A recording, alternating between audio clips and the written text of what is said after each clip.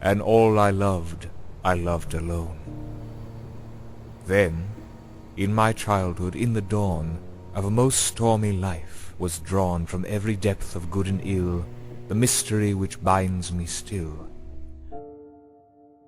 The words we used was loner, and it was like, ooh, look at that loner. There's an idea that people who experience loneliness are weak, like it's a weakness. It's almost like we're placing blame on the person. Like, what are you doing that's wrong that's making you feel lonely? Because there's so much stigma around the word right now, it's hard to even have those conversations with people using the word loneliness.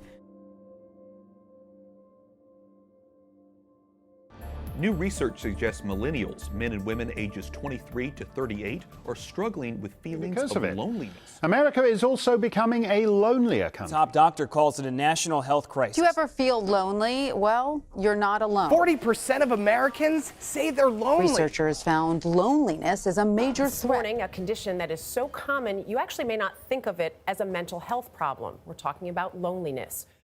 Loneliness is something good twisted into something bad. It's a survival instinct that becomes something that paralyzes you.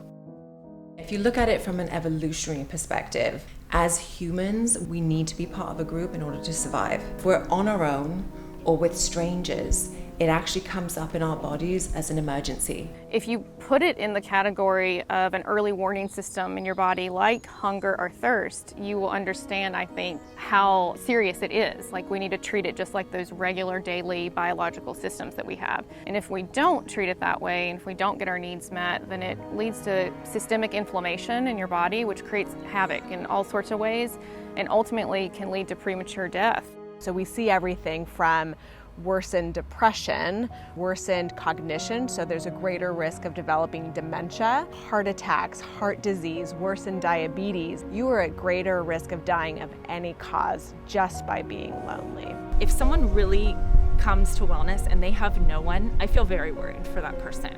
Because as humans, we need social connection and we need people that we can go to share our burden and to share our joy. And if we have no one, that's problematic.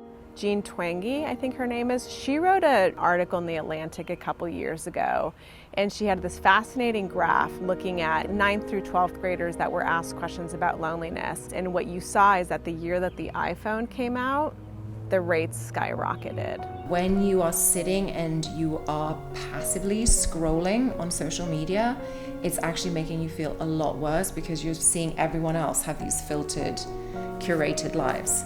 I think one of the main issues is that it becomes competitive and it becomes about comparison.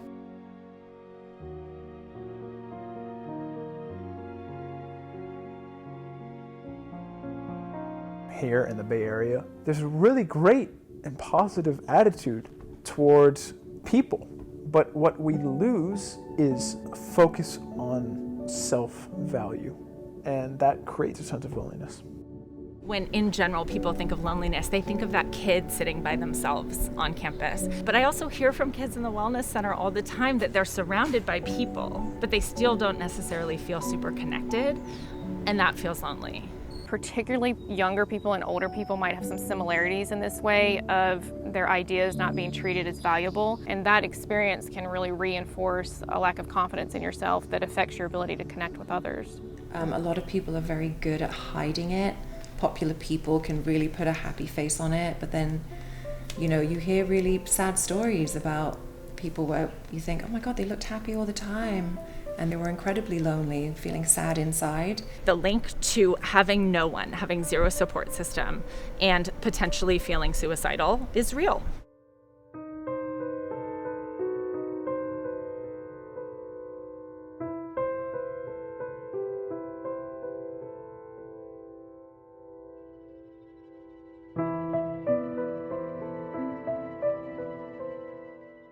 If I could share one feeling with every single person, it would be just complete and utter distaste for suicide.